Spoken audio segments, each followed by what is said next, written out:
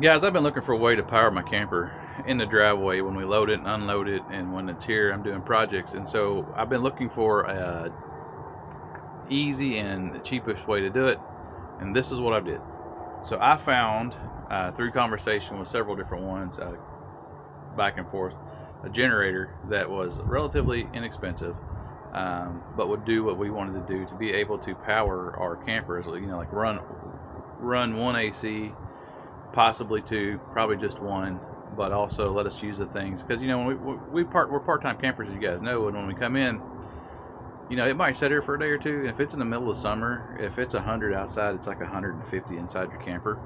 And this is just kind of an easier way to do it. I debated for a long time about running a 50 amp plug over to where we park the camper, but then I would have to put in a power pedestal. I've got to go under a sidewalk. I've got to go behind the driveway, and it was going to be quite expensive to do it. I'm talking to mom and dad, and they had one of these, and they had one of these on the back of their camper, kind of for the same reason. But this is a power horse. It's a 4,500 watt inverter generator with electric start. Now I wanted a smaller generator because if we go on a longer trip, maybe out west or something, I can take it with us, and if we need to boondock, we can still run our ACs and stuff. And I'm not carrying anything that's super heavy. I can pick this thing up by myself. Now I am, what would you say, Valerie? Relatively stout. I'm not a He-Man by any stretch, but you know, I can get this thing in and out. I'm not going to carry it very far, but I can do what I need to do with it. But this thing has really good ratings. It has it's about half the price of a Honda generator, which is kind of the one that everybody wants. And for half the price, I mean, I figure I can buy two of them and still be at the same spot. So I'm gonna get my handy dandy hat cam on.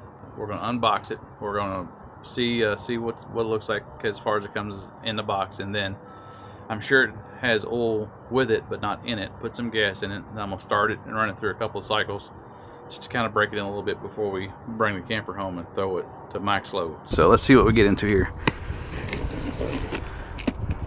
I use my knife for everything, so it's a little dull, but let's see. We got a funnel. That's cool. Tells me that there's no oil in it. Pull that off. We got directions. We don't need that. And then, alright, some sort of toolbox. It looks like, feels like a screwdriver, and a spark plug wrench in there. Let's see what happens. Pull it off, Val. Hold on. Holy cow, Batman. Maybe they ship these with oil in them after all. So we're gonna check. Overfill. Check your oil. Number 5. Side compartment. Must be this guy right here.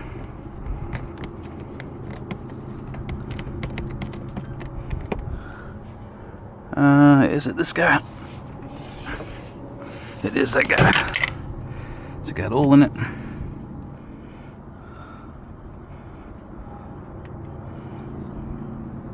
It has oil. So, cool. Good job, guys. I figured you guys would ship it to me without oil. Failure to fill engine sump with oil before starting engine will result in permanent damage and void your warranty.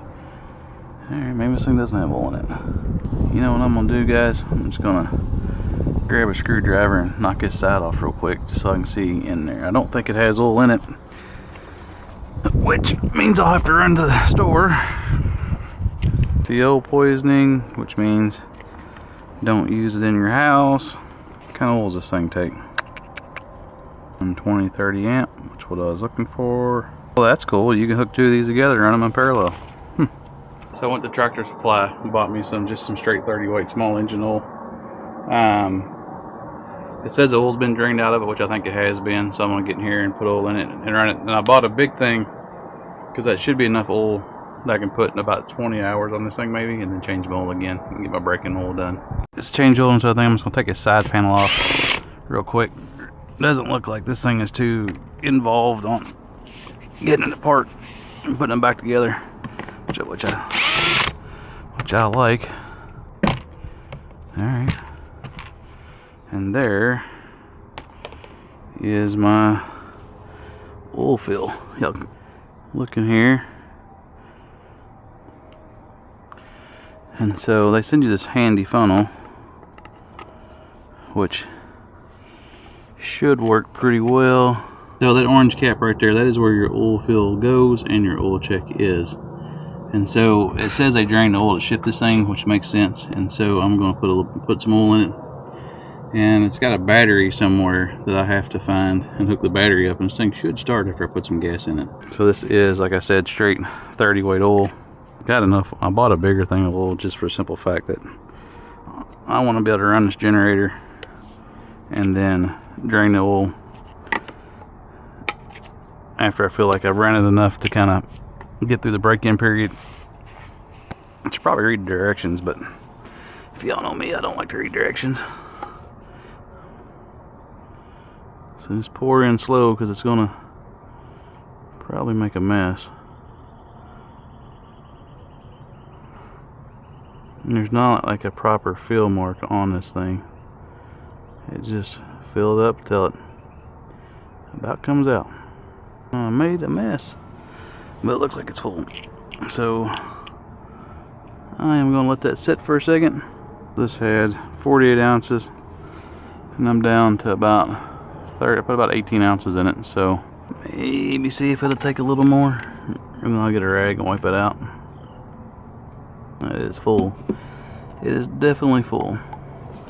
So I'm gonna run in the garage here and grab my little handy dandy rag here and wipe all this out. I normally use like brake cleaner to do stuff like this, but I don't know that brake cleaner would do very good on this plastic. So this little tab goes under here.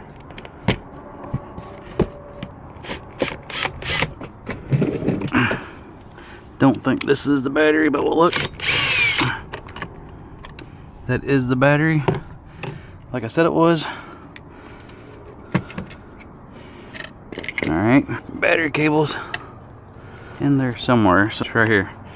Real simple. Here's the plot synopsis. Shut up, Sherry. So this is real simple. So red goes to the positive cable, or the happy cable, and black goes to the negative cable, or the sad cable. As you know, negative can be the same as sad. Try not to nick my wire here.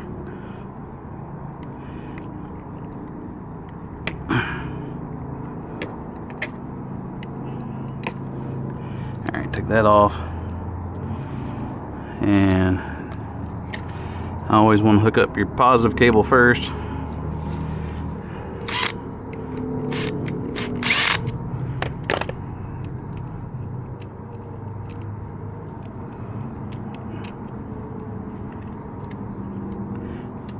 Guys, if you don't have a cordless drill, I don't know what to tell you. This guy here's a little beat up. I don't know if it's just from shipping or what. I'm not going to worry about it. It's going to do what I need it to do.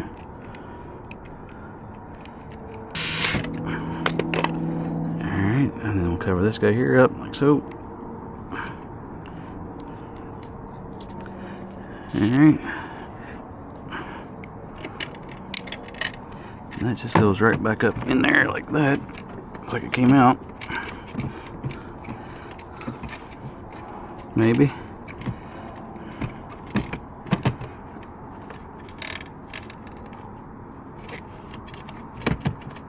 There it goes. And this guy here hooks in there just like that. Alright, just like that. Alright, so now if we turn it on,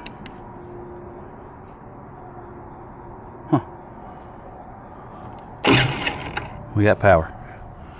Now we just need gas. And last thing I gotta do is put some gas in this joker. See if we can make it run. I got this tamper-proof gas can, which is just made a mess of gas, but that's alright. has a gas gauge on it. I haven't seen that move yet. Oh, I see it. See the little red mark on it? That is the gas thingy.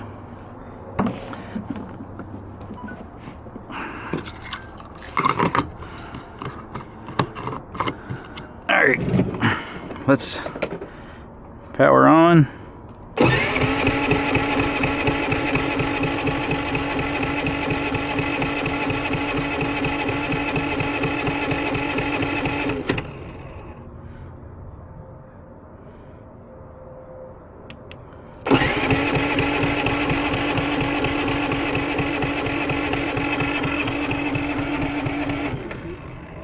I wonder if it's got a fuel shut off on it somewhere. Part of not reading the directions is just figuring it out as you go. Carburetor's on this side. Fuel.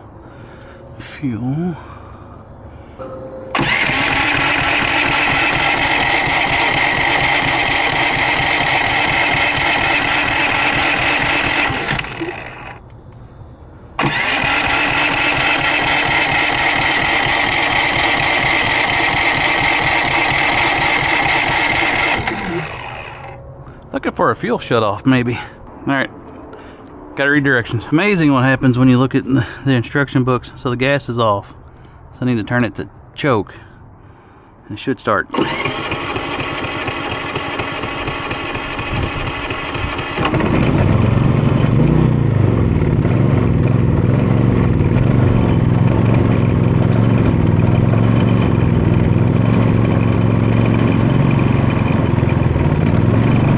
Cold, still getting the gas out of it, or the air out of it.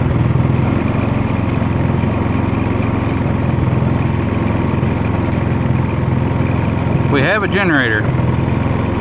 This is pretty neat. The kids can plug in their iPhone, so if the power ever goes out, there'll be a travesty avoided. And then it's quiet. So I'm gonna let her run for a little bit, put this side panel back on it.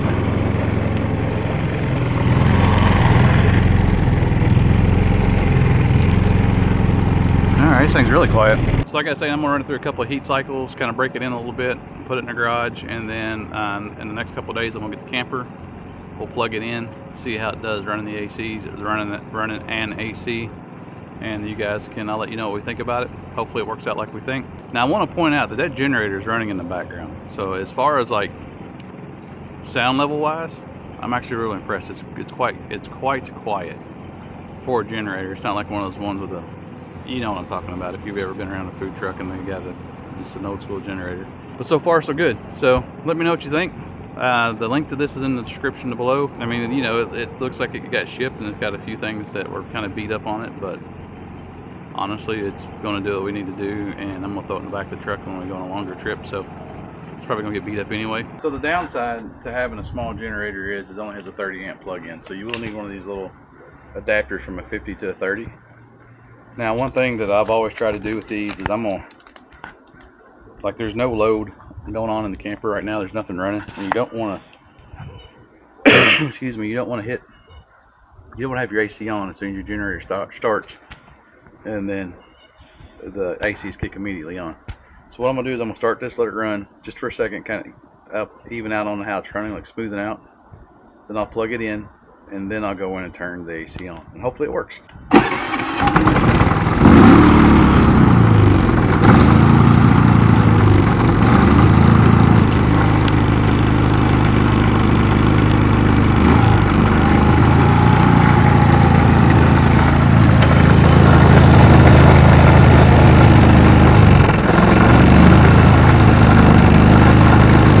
Should be able to turn the AC on.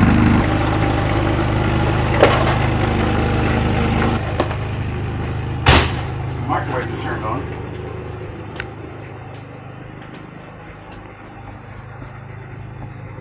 See if it kicks on.